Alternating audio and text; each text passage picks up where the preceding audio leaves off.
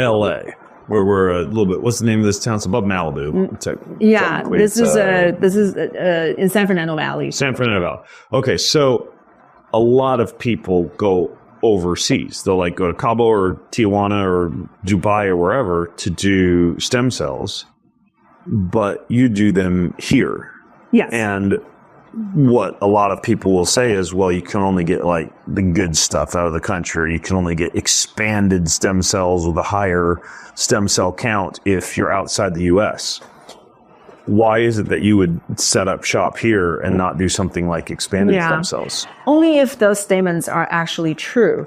So, first of all, the dose calculation is based on research. And research were using expanded cells. And they thought that you have to have certain amount to exert certain... And we should probably define what it means to expand a cell. Expand means to put cells in some kind of container with certain nutrients and then put them in an incubator to allow them to multiply so they can grow into huge numbers. So you can imagine if there's a small amount of stem cells and then you grow them to huge numbers and you take a little portion to give to patients. So, the cost is cut down dramatically. The problem is that when you multiply these cells, the common understanding is by fourth generation, there's a lot of deterioration. You really don't want to give people... multiply a cell by four generations. The four passages. Okay. Yeah, passages when they change containers. Okay. But even with one passage, there's evidence that there are genetic changes.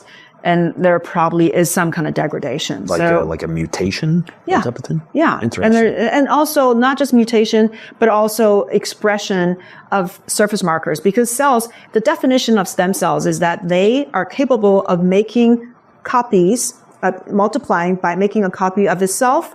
And another copy is the more differentiated version because they want to replenish the tissue they're occupying, right? So they don't want to just stay being a blank cell. Right. They want can to become gain something function. else. So, but by doing that, when you multiply them in some kind of container, then their tendency is to reproduce into a copy of themselves and something that's more differentiated. That may no longer be a stem cell or have a more downstream kind of development of markers that is consistent with the donor, right? Mm-hmm. So now you're expressing surface proteins of the donor instead of being a blank cell that doesn't evoke an immune response. Now you're expressing proteins that can trigger an immune response. This is probably the most important reason why when people go overseas, they can have so much side effects. Okay. Because these expanded cells, like Tony Robbins was talking about the cytokine storm, that you should expect cytokine storm.